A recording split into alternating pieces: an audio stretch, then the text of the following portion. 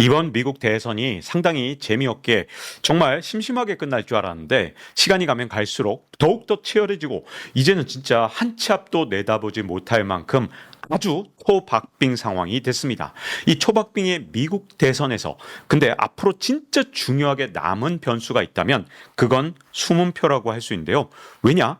트럼프 지지자 중에서는 수문표가 굉장히 많기 때문입니다. 이게 단순하게 트럼프를 지지하는 게 부끄럽다. 이 차원을 떠나서 여론조사 기법에서 상당히 이 트럼프 지지자를 놓칠 수밖에 없는 여러 가지 이유가 있거든요. 이 때문에 앞으로 남은 수문표가 이번 대선 결과를 가르는 아주 중요한 변수가 될 것 같습니다. 여론조사 평균을 한번 보면 전체 여론조사의 최근 평균은 해리스가 2.8% 앞선 것으로 나옵니다. 이게 미국의 유명한 538 사이트에서 보여주는 그 집계 결과거든요. 그런데 2.8% 이긴다니까 야 이거 완전히 해리스가 앞서가는 거 아니냐. 이제 대선은 해리스의 승리가 진짜 분명한 것 같다. 이렇게 생각하시면 안 됩니다. 왜냐? 앞으로 남은 변수들 굉장히 많고요. 그리고 여기에 수문표도 있고 그리고 간접 선거의 문제점이 있기 때문에 오늘은 그 부분이 어떻게 작용할지를 세밀하게 분석해 봤습니다. 일단 이 트럼프 지지자 중에는 수문표가 정말 많습니다. 이거 여론조사의 한계 때문에도 발생하고 있거든요. 2020년 때 이 대선 때는 4.0%포인트라는 굉장히 많은 수문표가 있었습니다. 그리고 2016년 이때는 힐러리랑 트럼프가 붙었을 텐데 이때도 수문표가 1.8%포인트가 있었죠. 여기에는 두 가지 이유가 있습니다. 첫 번째는 내가 트럼프를 지지한다 이렇게 자신 있게 얘기하지 못하는 샤이 트럼프도 있고요. 또 하나 문제점은 여론조사 방법이 오히려 낙후했습니다. 비용을 절감하다 보니까 이게 방법이 나빠지면서 이렇게 오차가 더 커진 겁니다. 먼저 가장 최근에 이 여론조사와 대선 결과의 차이를 한번 볼까요? 트럼프 전 대통령과 그리고 바이든이 붙었던 그 대선에서 여론조사는 8.4% 차이가 났습니다. 이게 어떤 차이냐? 마지막 대선 직전에 가중평균을 해서 최근의 평균을 나타낸 겁니다. 이걸 보시면 점점 벌어지면서 바이든의 지지율이 올라가고 격차가 벌어지면서 마지막 평균은 8.4%포인트까지 벌어졌는데요. 근데 정작 뚜껑을 까보니까 4.4%에 불과해서 무려 4%포인트라는 굉장히 큰 이 수문표가 있었던 사실이 대선 결과 드러났던 겁니다. 2016년에 그때는 어땠느냐? 힐러리랑 트럼프가 붙었을 때죠. 그때 여론조사, 막판 여론조사 평균을 보면 3.9%포인트 차이였습니다. 그런데 결과는 2.1% 차이로 끝났습니다. 그래서 누가 이겼냐? 힐러리가 득표율에선 이겼죠. 즉 힐러리가 원래는 득표율에서 3.9 이긴다 그랬는데 막판에 2.1 이기는 데서 끝났습니다. 그런데 왜 힐러리가 대통령이 되지 못했느냐? 득표율이 앞선다고 해서 미국에서 대통령이 되는 게 아니죠. 선거인단을 많이 확보해야 대통령이 되는 건데 선거인단 측면에서는 트럼프가 힐러리보다 훨씬 앞섰습니다. 300개가 넘었거든요. 굉장히 많은 숫자인데 왜 이렇게 됐느냐? 미국의 간접선거라는 게 이만큼 민의를 약간은 왜곡하는 그런 결과를 가져오는 경우가 정말 많습니다. 그래서 각 주별로 특히 스윙 스테이트가 어떻게 되느냐가 진짜 중요하지 이 지지율 격차만 봤다가는 정말 큰 코 다칠 수가 있습니다. 자, 그런데 이 격차가 벌어지는 이유를 딱 하나 샤이 트럼프로만 볼 수는 없습니다. 다만 샤이 트럼프가 있는 것도 맞죠? 왜 그러냐? 이게 전부 다 언론 때문인데 미국의 언론들은 굉장히 트럼프를 싫어합니다. 이 때문에 항상 언론은 트럼프의 반대편을 응원해 왔습니다. 최근에 이게 2016년부터 20년, 24년 세 번째 반복되고 있거든요. 그래서 모닝 컨설트에서 최근에 여론조사를 한 결과를 보면 이런 내용이 나오죠. 유권자들은 해리스에 대해서 부정적인 소식보다 긍정적인 소식을 더 많이 들었다. 이렇게 답변한 비율이 두 자릿수로 더 높았다. 이렇게 나옵니다. 이렇게 TV를 틀기만 하면 해리스에 대해서 계속 좋은 얘기만 나오고 온갖 이 신문이나 이런 언론에서 전부 다 이 해리스 관련 미담만 계속 나오거든요. 그러니까 여론조사 전화가 왔을 때 트럼프 지지자들이 트럼프 지지한다고 이 대놓고 얘기를 잘 못하게 되는 겁니다. 바로 여기에서 이 수문표가 늘어났던 가장 큰 이유가 작동했는데요. 2016년의 수문표는 1.8%포인트에 불과했는데 2020년에는 4%포인트로 크게 늘어났죠. 그 이유가 뭐냐? 2016년 대선 때만 해도 이 반 트럼프 성향이 이런 성향이었어요. 트럼프, 아이, 웃기는 후보가 나왔네. 저런 사람이 뭐 설마 대통령 되겠어? 이렇게 언론들이 약간 희화적으로 보도를 하긴 했지만 언론이 진짜 똘똘 뭉쳐서 반 트럼프 전선을 만들지는 않았었거든요. 그런데 2017년부터 2020년까지 미국에서 트럼프가 임기 중에 특정 언론사를 저격하고 이런 과정을 겪으면서 언론사들의 반 트럼프 성향이 굉장히 커졌습니다. 그래서 언론사들이 진짜 똘똘 뭉쳐서 이 트럼프를 저격하는 현상이 일어났고요. 이 때문에 사람들이 속마음을 숨기면서 트럼프를 지지한다는 그런 여론조사에 자기가 답변하지 못하게 되는 상황까지 처하게 되면서 이렇게 수문표가 2배가 넘게 늘어났던 겁니다. 그러다 보니까 여론조사를 어떻게 하느냐도 굉장히 중요한데요. ARS로 조사를 하느냐, 아니면 사람이 직접 전화를 해서 누구를 지지하세요? 이렇게 물어보느냐, 여기에 따라서 결과가 크게 달라집니다. 그나마 수문표가 좀 적었던 힐러리 대 트럼프 때 여론조사를 보면 이렇게 ARS로 물어보면 트럼프 쪽으로 좀 더 치우치게 이렇게 답변이 나옵니다.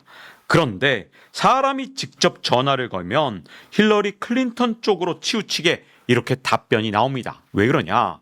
사람들이 본심을 ARS의 경우에 좀 더 명확하게 이 속마음을 드러내면서 자기의 지지 성향을 드러냅니다. 사람이 이렇게 목소리로 물어보면 샤이 트럼프가 답변을 할 때 좀 더 꺼려하는 이런 특성이 있거든요. 그래서 ARS냐 아니면 사람이 전화를 걸었냐가 진짜 중요한데 문제가 하나 더 있습니다. 2020년부터 미국에서 여론조사 방식으로 급격하게 늘어난 게 뭐냐? 온라인 폴스터, 예를 들어서 이메일 같은 걸로 여론조사를 하는 경우가 굉장히 많이 늘어났습니다. 이 이메일로 여론조사를 하거나 아니면 SNS로 여론조사를 하면 이게 진짜 강력한 왜곡이 나타나거든요. 자, 온라인으로 설문조사를 하면 트럼프 지지자는 답변을 하지 않는 경우가 정말 많습니다. 여러분 혹시 미국 드라마 엑스파일을 기억하시는 분들이 계실지 모르겠는데요. 미국에서 엑스파일 이 내용을 곧이곧대로 믿는, 즉 외계인이 진짜 있고 미국 정부가 이걸 속이고 있다라고 믿는 사람들이 50%가 넘는다는 그런 설문조사 결과도 있었습니다. 이 정도로 미국 사람들이 음모론을 정말 좋아하거든요. 특히 트럼프 지지자들이 좋아합니다. 그래서 트럼프 지지자들일수록 온라인으로 물어보면 답변을 잘 하지 않습니다. 왜냐? 이 온라인은 나의 모든 것을 털어간다는 그런 공포감을 갖고 있는 백인 중산층이 정말로 많습니다. 특히 미국 중서부 지역에 이런 사람들이 아주 몰려서 살고 있기 때문에 온라인으로 여론조사라면 이런 사람들이 싹 다 빠지면서 이 왜곡의 문제가 더 심각해질 가능성이 있습니다. 그런데 문제가 하나 더 있습니다. 온라인 여론조사 같은 경우는 ARS나 아니면 사람이 직접 전화를 거는 것보다 훨씬 더 비용이 싸게 먹히거든요. 그래서 온라인 여론조사는 횟수가 정말 많습니다. 그래서 지금까지 여론조사를 단순 평균을 내는 이런 사이트에서 무슨 문제가 생기느냐? 온라인 여론조사의 과도 집계가 이 평균에 반영될 가능성이 있습니다. 그렇게 되면 이 여론조사 결과가 트럼프한테 유리할까요? 아니면 해리스한테 유리할까요? 단순하게 집계라면 당연히 해리스한테 훨씬 더 유리할 수밖에 없습니다. 그리고 미국 대선에서 진짜 주의해야 되는 거 바로 간접 선거라는 거죠. 힐러리가 득표율에서는 무려 2.1%를 이기고도 대선에서 졌던 이유, 바로 미국은 간접 선거라 선거인단이 너무나도 중요하다는 거죠. 지금 트럼프와 해리스의 여론조사 결과를 가지고 미국의 선거인단한테 적용을 해보면 이 사이트에서 287, 트럼프가 287입니다. 그리고 해리스 월즈 이쪽이 251, 이렇게 트럼프가 아직도 이기는 것으로 나타나 있습니다. 이것도 여론조사를 평균 낸 결과거든요. 그런데 이렇게 아직도 트럼프가 이기고 있는 것으로 나타나는 이유는 바로 간접선거라는 미국의 아주 독특한 선거제도에 그 이유가 있습니다. 그렇다면 지금 간접선거니까 해리스가 무조건 지는 것이냐? 그렇진 않죠. 왜냐하면 펜실베니아가 무려 선거인단 19명을 갖고 있는데 이 펜실베니아의 지지율이 아주 초박빙입니다. 그래서 제가 마음대로 한번 가정을 해봤습니다. 펜실베니아에서 만약에 해리스가 이긴다. 이 가정을 하고 이 표를 다시 한번 바꿔봤더니 해리스 월즈 쪽이 270석 이렇게 과반을 확보하면서 대통령에 당선되는 것으로 나타났습니다. 다시 말하면 지금 해리스 월즈 쪽에서는 펜실베니아만 이긴다면 희망이 있는 겁니다. 그런데 이 펜실베니아가 얼마나 초박빙이냐. 트럼프 대 해리스 최근에 이 합계 10개를 한 걸 보면 트럼프가 고작 0.2%포인트 앞선 것으로 나옵니다. 진짜 아주 요만큼 앞서 있죠. 근데 더 재밌는 게 있습니다. 최근에 8월 달에 한 여론조사만 이렇게 놓고 보면 트럼프가 2% 이긴 게 있지만 나머지 두 번은 해리스가 한 번은 플러스 3, 한 번은 플러스 4. 3에서 4%를 해리스가 이긴 것으로 나타났습니다. 그러니까 펜실베니아만 이기면 해리스가 이길 가능성이 있는데 근데 이 해리스가 딱 3에서 4%포인트를 앞서고 있다? 그러면 해리스가 압도한 지지율 격차가 정확히 트럼프가 갖고 있는 20표와 굉장히 비슷하다고 추정할 수 있습니다. 그러니까 이번 대선이 진짜 초박빙이다. 이렇게 말씀드릴 수 있는 거죠. 그런데 이 펜실베니아는 해리스가 트럼프한테서 빨리 뺏어와야 이길 수 있는 곳이라면 이 과정에서 해리스가 반드시 지켜야 되는 주가 있습니다. 바로 위스콘신인데 여기는 10명의 선거인단이 있거든요. 여기는 일단 해리스가 이기는 쪽이기 때문에 제가 아까 전에 해리스 쪽에 파란색으로 표시를 해서 여러분들께 보여드렸습니다. 그런데 해리스가 얼마큼 이기고 있느냐? 딱 1.2%밖에 이기고 있지 않거든요. 최근 여론조사에서 이게 엇갈립니다. 트럼프가 플러스 1이었던 게 있고 하나는 해리스가 플러스 4였던 게 있죠. 이것도 수음표랑 굉장히 비슷하기 때문에 위스콘신은 오히려 뺏길 수 있는 그런 주입니다. 만약에 펜실베니아에서 승리하더라도 위스콘신을 잃게 되면 해리스가 대선에서 집니다. 당장 내일 투표라면 그렇다는 뜻이죠. 미국 대선이 아직도 석 달 가까이 남았기 때문에 이 석 달 동안 무슨 일이 있을지 모르지 않습니까? 전국적으로도 이게 좀 비슷한데요. 2024년 대선에서 제가 예상하는 수음표의 범위는 최저 1.5%에서 최대 5%라고 봅니다. 왜 그러냐?